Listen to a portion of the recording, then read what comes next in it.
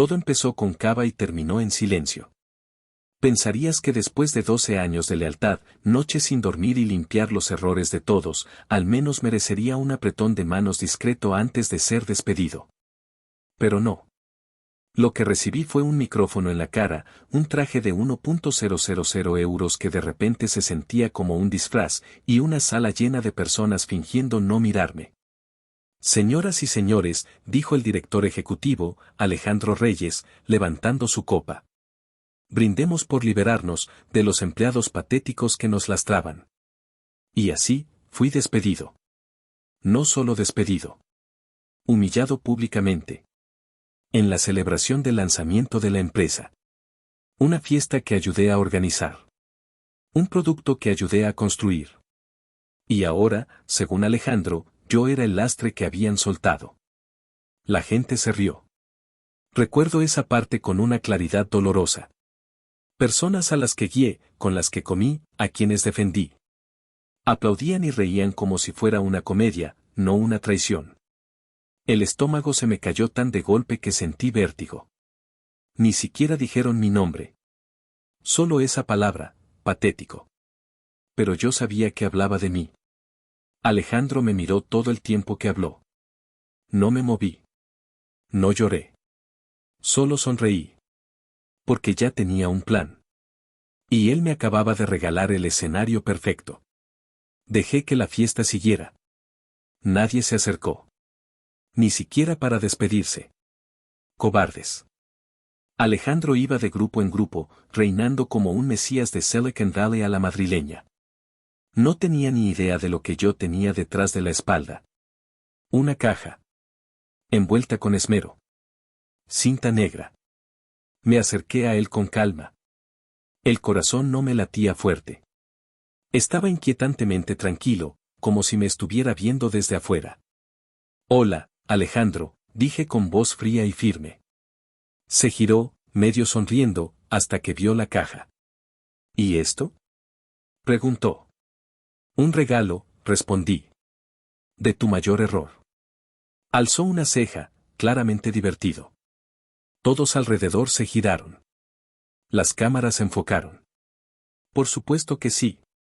Él era el niño dorado. El dios de las startups. Rasgó la cinta con dedos arrogantes, rompió el papel con teatralidad. Abrió la caja. ¿Y entonces? Todo se apagó. En cuanto Alejandro abrió esa caja, cada luz del salón de eventos se fue al infierno, al mismo tiempo. Las lámparas de araña, el suelo LED, incluso la pared con el logo retroiluminado por la que pagaron 30.000 euros. Todo, muerto. Un murmullo de sorpresa recorrió la sala como un viento helado. Y luego, silencio. Algunos pensaron que era una broma. Otros, un corte eléctrico. Yo. Me acerqué a Alejandro y le susurré, justo lo suficiente para que solo él escuchara. ¿Sabes qué significa PEN? Su sonrisa se desvaneció. Déjame aclararlo, no le entregué una bomba ni nada ilegal. No soy idiota. Soy calculador. El dispositivo en la caja era un inhibidor electromagnético de baja potencia, totalmente legal. Apenas más fuerte que un bloqueador de señal de móvil. Diseñado para interrumpir dispositivos, no para dañar personas. Pero si lo metes en una caja forrada de metal y lo activas en el momento justo, puedes matar toda la electrónica en un radio de 10 metros. Móviles. Cámaras. Micrófonos. Todo. ¿Por qué? Porque sabía lo que Alejandro planeaba. No fue un despido impulsivo. Yo ya había notado las señales, su frialdad, archivos eliminados, reuniones privadas a las que ya no me invitaban. Sabía que me estaban preparando para ser el chivo expiatorio. Solo no sabía cuándo. Así que empecé a recopilar. Discos duros. Correos. Capturas. Copias de seguridad. Todo. Y guardé una última carta para cuando hicieran oficial la traición. Alejandro se quedó congelado, mirando la caja inerte con el pequeño dispositivo negro parpadeando en rojo dentro. ¿Qué hiciste? Me dijo entre dientes, acercándose, con la voz tensa y baja. Recuperé mi poder, le respondí. El tuyo acaba de apagarse. Las luces no volvieron en 5 largos minutos. En ese tiempo, Alejandro pasó de rey triunfante a desastre sudoroso. El personal corría, los invitados murmuraban quejas, y todas las pantallas fallaban, algunas incluso mostraban error de firmware antes de apagarse por completo. El proyector principal, ese con la presentación para los nuevos inversores, ¿desaparecido? Sí. El slideshow que mostraba los logros del equipo, adiós. Lo que Alejandro había montado para su gran noche, se había evaporado. Todo lo que Alejandro había preparado para su gran noche, se evaporó. Cuando finalmente se activaron las luces de emergencia, él estaba rojo como un tomate, gritando al equipo técnico y culpando a todos menos a sí mismo. Ahí fue cuando me acerqué al micrófono, cierto, seguía muerto. Así que levanté el móvil. La cámara ya estaba grabando. Y confirmé que el transmisor Bluetooth que llevaba encima seguía funcionando. Sonríe, Alejandro, dije. Mañana vas a ser viral. Porque el verdadero regalo, ya lo había subido. Déjame hacer un pequeño retroceso. Mientras Alejandro construía su trono de palabras vacías y rondas de inversión, yo estaba haciendo copias de seguridad de nuestros servidores. No porque quisiera salvar la empresa, no. Sino porque quería prenderle fuego de la manera correcta. Meses antes de la fiesta de lanzamiento, noté algo raro en los registros de desarrollo. El código desaparecía. Mi nombre era eliminado de confirmaciones clave. ¿Y lo peor? Errores que ya había corregido volvían a aparecer, pero con las iniciales de otra persona. No solo me estaban dejando fuera. Estaban reescribiendo la historia. Al principio pensé que era algún desarrollador junior intentando treparme por encima. Pero luego vi quién estaba aprobando todo, Alejandro. Me estaba tendiendo una trampa. Quería un chivo expiatorio por si el lanzamiento fracasaba, alguien a quien culpar frente a los inversores. Y con mi nombre eliminado de las compilaciones, podía decir que yo nunca había hecho nada. Así que empecé a descargar todo lo que podía, registros brutos, correos, llamadas en video, capturas de Slack. Todo guardado en discos cifrados, fuera de la oficina. No sabía cuándo caería el hacha. Pero sabía que vendría. Así que esperé. Y planifiqué. La noche antes de la fiesta, subí todo a una página privada. No solo los datos, toda la historia. Documentada. Comentada. Fechada. La narré como si fuera un maldito documental de Netflix. Y añadí un toque final, un montaje de 2 minutos de Alejandro plagiando el trabajo de nuestro ex circuito, el mismo al que él había obligado a renunciar hacía 6 meses. Se escuchaba claramente en una videollamada grabada. Está muy anticuado. Lo reempaquetamos, lo llamamos innovación y listo. Lo reempaquetamos y lo llamamos innovación, decía Alejandro en ese video. Y yo lo subí a un enlace muerto. Con contraseña. Programado para publicarse 24 horas después, salvo que yo lo detuviera manualmente. Entonces fui a la fiesta con el detonador en el bolsillo y una sonrisa en la cara. Así que cuando le entregué esa caja y la sala se oscureció, el daño no fue solo eléctrico. Fue digital. Fue simbólico. Yo no vine por venganza. Vine por resurrección. La mía.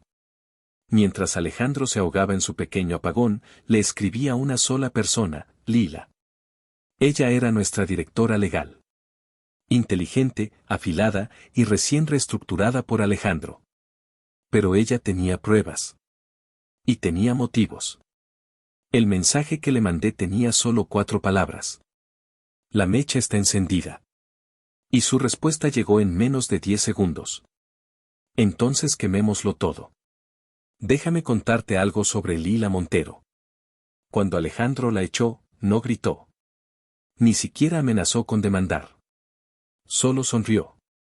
Recogió su oficina en silencio. Y se fue sin mirar atrás. Pero yo conocía esa sonrisa. Era una sonrisa de abogada, el tipo que dice, ya sé cómo termina esto, y no te va a gustar. Lila había sido asesora general durante 4 años. Sabía dónde estaban enterrados todos los esqueletos, porque ella misma había redactado los malditos permisos de entierro. Alejandro pensó que ofreciéndole una indemnización y una carta de recomendación brillante, la haría desaparecer. No se dio cuenta de que no le revocaron todo el acceso. La noche después de la fiesta, nos encontramos en una cafetería 2 ciudades más allá. Sin trajes. Sin portátiles. Solo 2 personas con demasiada mugre acumulada, y con hambre de justicia. Me entregó un pendrive y dijo: Tú eres la voz. Yo soy el martillo. En ese pendrive había contratos. Acuerdos de confidencialidad manipulados. Correos secretos entre Alejandro y un inversor fantasma. Y lo peor, pruebas de que Alejandro había vendido partes del código fuente propietario de la empresa a un competidor, justo antes del lanzamiento. ¿El resultado? Nuestra beta fue adelantada por una startup de Berlín el mes pasado. Esto no era solo arrogancia. Era fraude. Me recosté en el asiento, atónito. ¿Por qué no lo hiciste público? Ella removió su café con calma y dijo: Porque solo soy una ex empleada resentida. Pero contigo, soy una denunciante en un maldito documental de derribo. Pasamos las siguientes 3 horas planificando todo. Ella tenía lo legal. Yo tenía lo técnico. Juntos, éramos 2 filos de la misma espada vengadora. Decidimos un margen de 48 horas. Tiempo suficiente para preparar todo, finalizar los paquetes de evidencia y asegurarnos de no quemar nuestras propias carreras en el proceso. Lila incluso contactó a una vieja amiga periodista, una con fama de demoler imperios de tecnóbros. Mientras tanto, yo desaparecí del trabajo. Sin llamadas. Sin correos. Dejé que Alejandro se asara en su desastre de relaciones públicas tras el apagón. Su pequeño show de poder había llegado a los titulares de varios sitios de cotilleos tech. Pero nadie sabía que la bomba real todavía estaba por explotar. Al día siguiente, Lila envió un correo de una sola línea al consejo directivo. Quizá quieran leer esto antes de mañana por la mañana. Adjunto estaba el enlace a nuestro documental de 52 minutos. Evidencia. Cronología. Entrevistas.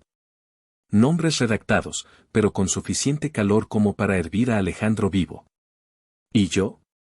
Ya estaba kilómetros por delante, mirando el pánico desde afuera.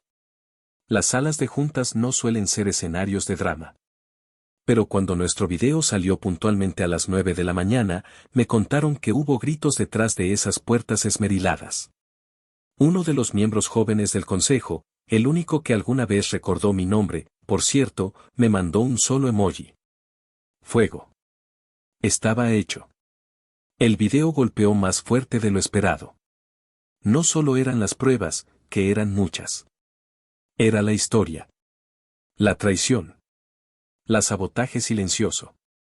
La forma en que Alejandro tomó una empresa construida sobre la lealtad y la convirtió en una escalera para trepar, pisoteando a todos los demás. Y ahora, esa escalera estaba ardiendo.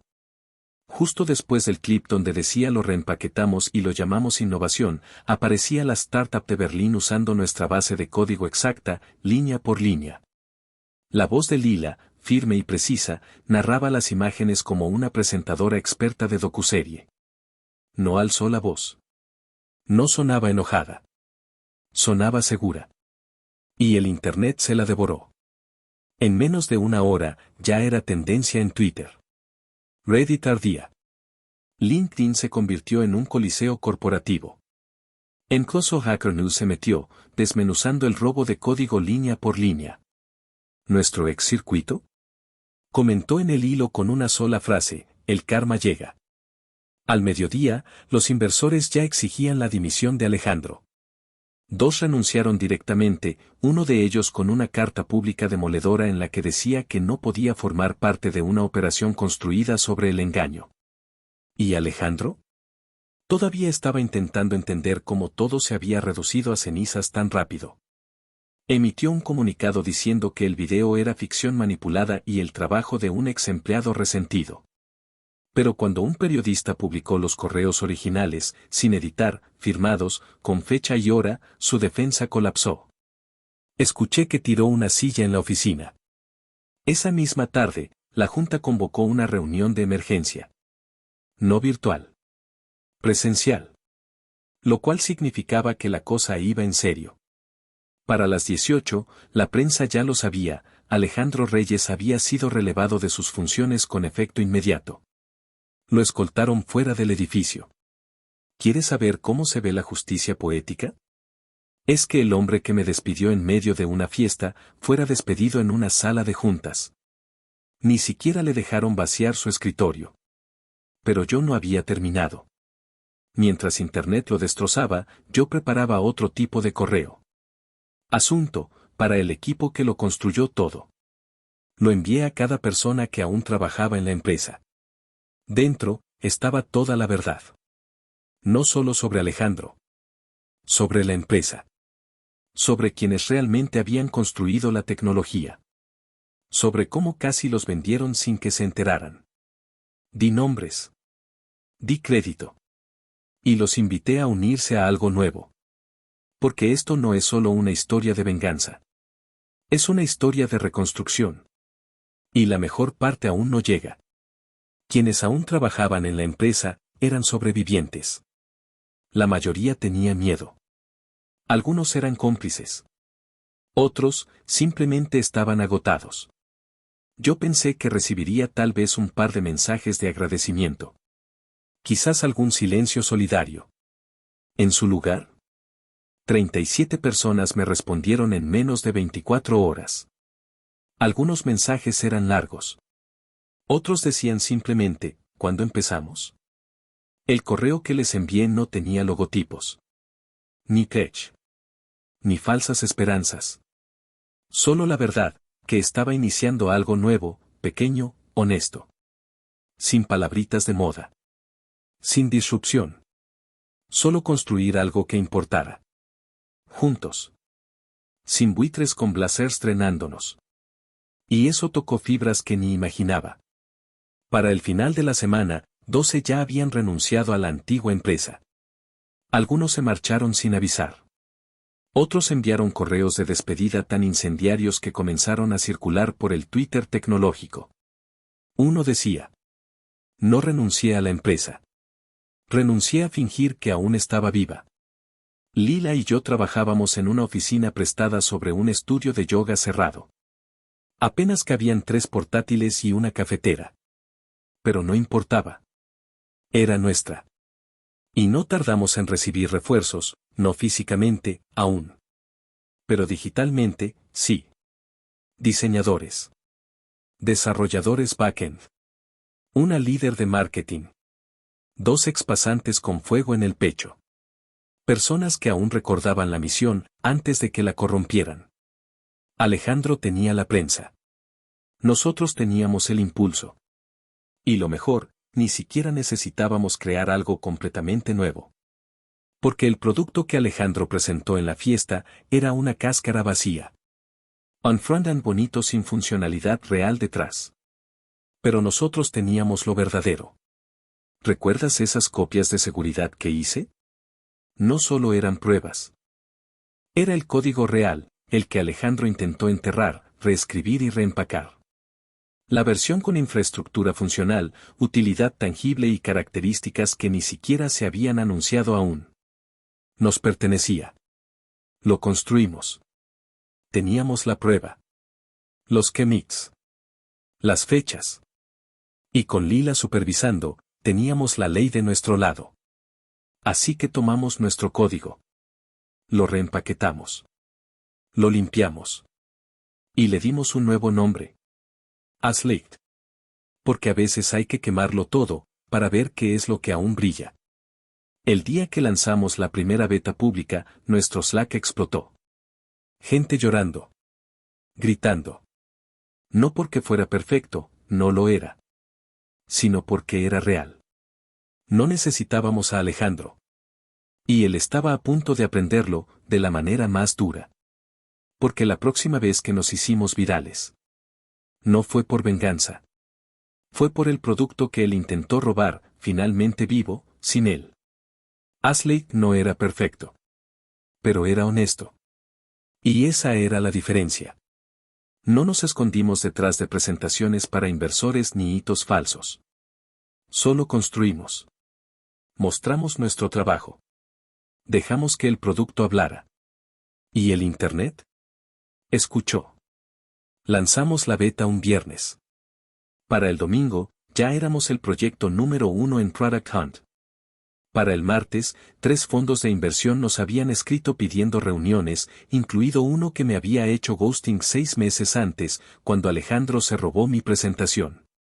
¿Y el jueves? Alejandro perdió la maldita cabeza. Lo sé porque publicó un hilo de 17 tweets acusando a Aslake de ser tecnología robada, ocupación digital y, mi favorito personal, una traición de cobardes que no aguantaron la presión de innovar de verdad. La presión la manejamos de sobra. Lo que no toleramos fue el robo. La manipulación. El fraude. Y la gente lo sabía. Las respuestas lo hicieron trizas. Cada mentira que dijo fue contestada con una prueba fechada. Cada acusación, aplastada por desarrolladores, exempleados y periodistas que lo desenmascaraban en tiempo real. Pero ahí no se detuvo. 2 días después, recibimos nuestro primer aviso legal, un cease and desist. Alejandro alegaba que usábamos código propietario de la antigua empresa, esa en la que ya no trabajaba, y cuyo consejo ya nos había exonerado públicamente. Fue un farol. Desesperado. Pero nos obligó a pausar el desarrollo 3 días, solo para responder. Y entonces. Lila tomó el teléfono. Lila llamó al equipo legal de la empresa, el mismo que solía liderar, y desmanteló cada argumento del cease and desist como una motosierra atravesando contrachapado. La amenaza legal murió en silencio. Pero entonces, se volvió personal. Alguien filtró nuestra lista de colaboradores. De repente, los miembros del equipo comenzaron a recibir amenazas anónimas. Al perfil de LinkedIn de uno de nuestros ingenieros lo llenaron con reseñas falsas acusándolo de plagiador. Otro descubrió que su currículum fue bloqueado en una red de contratación a la que ni siquiera habíamos aplicado aún. Y luego apareció el video. Un deepfake. Usaron mi voz. Mi rostro. Todo armado con años de grabaciones de reuniones y demos. El clip me hacía parecer que confesaba haber robado todo y planeado destruir la empresa desde dentro. Incluso lo publicaron en un subreddit de dramas tecnológicos, donde estuvo fijado arriba durante 12 horas hasta que los moderadores lo bajaron. Pero ya sabíamos quién estaba detrás. Alejandro tenía un último aliado dentro. Alguien que no renunció cuando los demás lo hicimos. Alguien que aún tenía acceso de administrador a nuestros archivos internos. No era simple sabotaje. Era guerra. Y eso significaba que teníamos que contraatacar más fuerte, no con demandas, no con filtraciones. No. Íbamos a enterrarlo con la única cosa que no podía manipular.